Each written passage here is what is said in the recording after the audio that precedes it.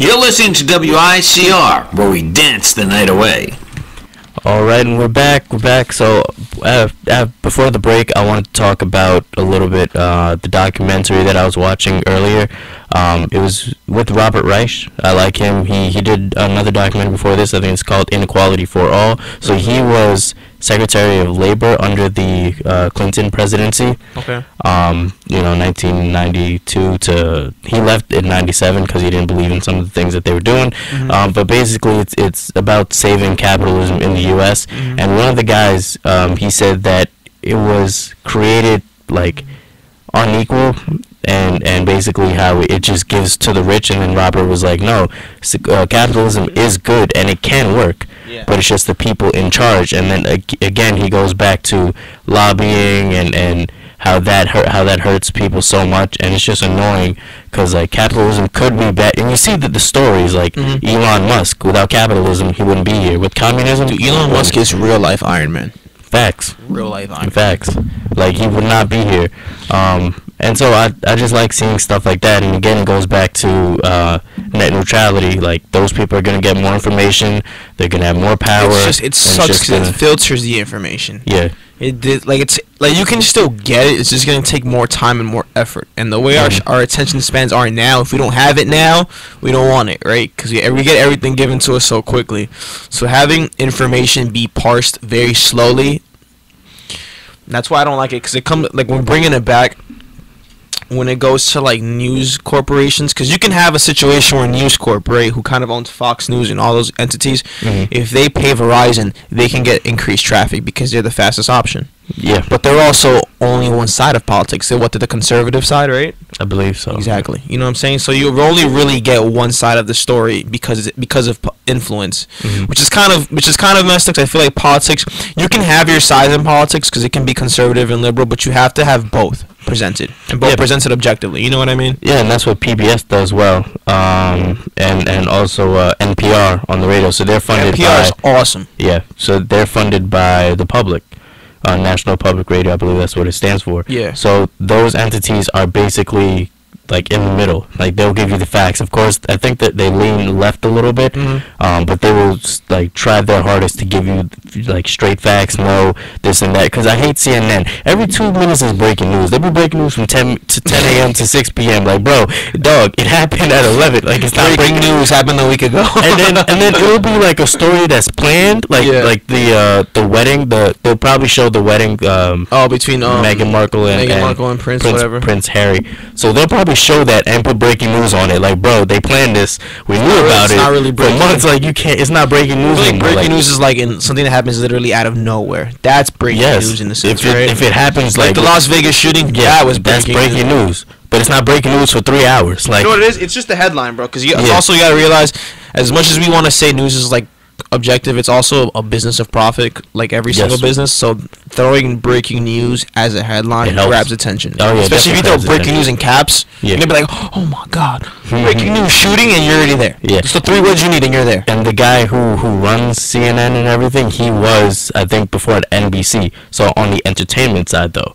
Yeah. So he did help like with shows like The Apprentice and all that stuff. So he comes from an entertainment point of view, and you can't have that. You can't have an entertainment point of view for the news. It doesn't work properly. Or you just get bad news, basically. Who's at the door? Fake news. Is that Sal? Nah, I don't know. Is anybody there? I thought you saw somebody at the door. That's why. No, I was just saying what's up. I'm on Instagram.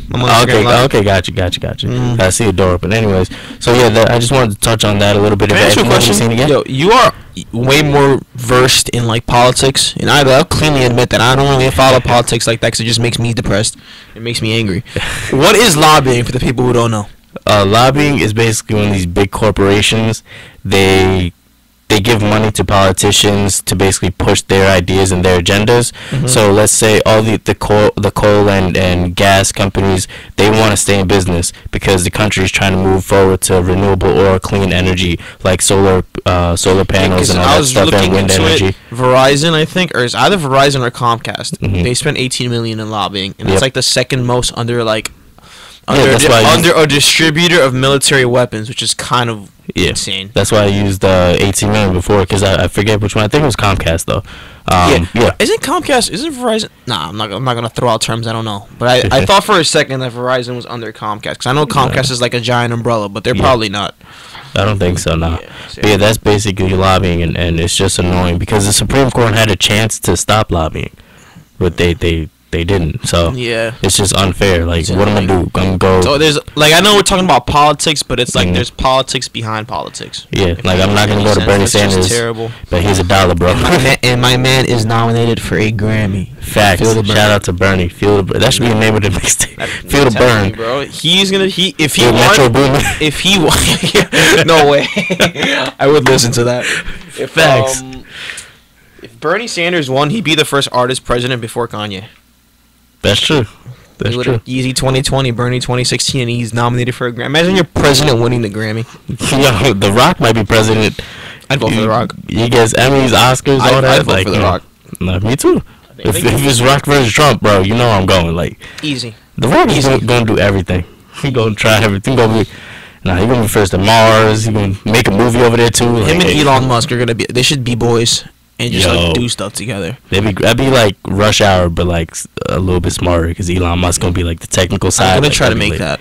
There you go. I'm gonna try to make that a Rush Hour movie. That'd be lit. No, but the reason like I'm a little versed in politics is because of Jon Stewart. Like watching the Daily Show. That's how a lot of people like get into politics through avenues like that. Cause I started watching the Last Week Tonight with John Oliver. That's a fantastic show. That's a great show. And it's like, I think what he does very well is that not only does he make things funny, he breaks it down for the everyman. Yes. So it's like he won't use technical jargon that's exclusive to politics or news. Or he'll break it down at least. If he does say this jargon, he'll be like, it means kind of this. But it's like the way he does his delivery, plus all the audio visual aids, plus his like comedy, just make it perfect, and it kind of informs you. That's the reason why I feel like politics nowadays and current events are like more prominent than ever. Not because of news and traditional journalism, because we see that everywhere we go, and that's been here forever. It's through avenues such as John Oliver, Trevor Noah, the opposition, all that, because they bring light but in an entertaining way. Because if I'm gonna keep it honest, politics to me it's very boring. It's boring, bro. I like current events. I'll follow current events to an extent, but not politics. So having a comedian talk about politics and make it relevant and interesting and resonate with me is kind of a cool thing, which is the reason why like I'm becoming more versed in it. And I think as you get older, it also just kind of kicks in the idea that you kind of should know what's going on in the world, because like as a kid you don't really care because you're like, whatever, it doesn't really affect me. But as you get older, you're like, yo, it's starting to affect me. Yeah, that's true. And I'm gonna break down like John Oliver. So politics is like, it's kind of like movies and filming and directing, because like you go to the movie theaters, you watch the movie, a big blockbuster movie, all the explosions, blah blah, this and that, but then when making a movie, it's like you have 14-hour days, you shoot in one scene for like 4 hours, you have to like memorize like it's a lot that goes into it that you don't think about because you're just there watching the movie. So you hear about the breaking news, you hear about the tax bill, but what goes into the tax bill, and that's what people don't really go into. And that's why John Oliver's so great, because he'll dive into that, but he'll make it interesting and so you can understand it too. So shout outs to him. And that's why satire is on the rise too, like Seth Meyers, SNL. Because the way it works, I think, is that like while you make jokes of it, most jokes contain some truth to it. Yep. So that's why satire is a very good form of like information. But I don't think that sometimes I think it's like you have to walk a fine line, because you can't take satire as like truth. You know what I'm saying? It does have truth in it, but you got to realize it's kind of in the sense of parody. It's making fun of the truth, or it's making fun of the lies, and it's exposing people basically. Like, for example, if you're trying to get into a real heated political argument or an argument about the world, you don't want to use Trevor Noah or like Jon Stewart as your source. You know what I'm saying? I mean, you can, but that doesn't want to be your only form of or use the source that they use. That's exactly what I'm saying. You want to get it from actual traditional sources that actually do that as their job. They don't make fun of it. And like Trevor Noah and stuff, I love the show. He brings like guests in and stuff. It's while it is news and it's like a political comedy show, it is comedy. Yeah. It's not straight political. So whenever like for example, if you're gonna write a paper, you're gonna cite Trevor Noah. No, you're gonna cite something else. You know what I mean? Yeah, you're gonna cite with whatever they use. Yeah, exactly. Yeah. But I think it's good because it's becoming more adaptable becoming more adaptable to modern audiences. Mm-hmm. But that also might just be due to the fact that as I get older, people around me get older, so I'm exposed to it more. So now people around me are starting to follow politics and current events more. So just because everybody else follows it, you kind of don't want to be out. You kind of don't want to be left out, right? Yeah, no, definitely. You want to be in the mix. You want to know what's happening a little bit, and that's why I keep saying, like, there's trying to come up with, like, 5 classes that if people took at Iona, or core class, like, besides your major, then you should take these 5. Common Core should change. Why am I taking a psychology and a religion class as a mass comm student? Nah, bro. The only subject that should stay a core is history, because history is fundamentally important. There's a couple. Alright, what are they? History, because you should know what happened before you were here. That's a fundamental fact. I would say global politics. Yeah, we mentioned that. Global politics is really... Yes, and American politics too.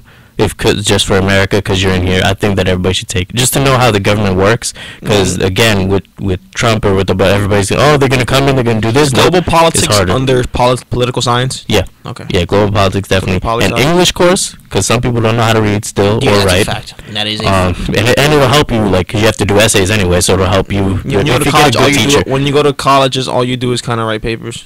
Yeah. So having an English class. That's true. Yeah, I feel like everybody you should try to better your writing. And then last, either sociology or psychology, but about social people, about how to deal with people in life. You can kind of tie that into networking. And then we talked about a networking class too. A networking class, a class that teaches you how to do your taxes. Mm-hmm. See, that I feel like we should do it in high school. Is that I feel like that should come in high school though. Is that home ec? Home economics, like cooking, taking care of a baby. When you get the egg, that's high key very important. Yes, health class. I've actually never had a health class. Really? Health class here was terrible. In Canada, like, we went into, like, the details, like, but here it was like, oh, how to exercise. Like, you should exercise twice a week, like this. I was like, this is not health class here. Only twice a week? Really? Or something like that. Okay. But I was like, health class here in Canada, it was totally different, bro. So there's a couple courses that we should be taking, or maybe not just 5, maybe just substitute some of the courses instead. Mm-hmm. Instead of taking, like you said, a psychology course if you don't want to, substitute it with doing your taxes or with the marketing or branching out and doing stuff like that. So there are a lot of changes that should come and that will come probably because of us, because of the way we were raised and the way that we view school. Mm-hmm. So there are already changes happening, but in the future, hopefully a couple more changes will happen, man. All right, we're going to take another quick break, and we'll be right back.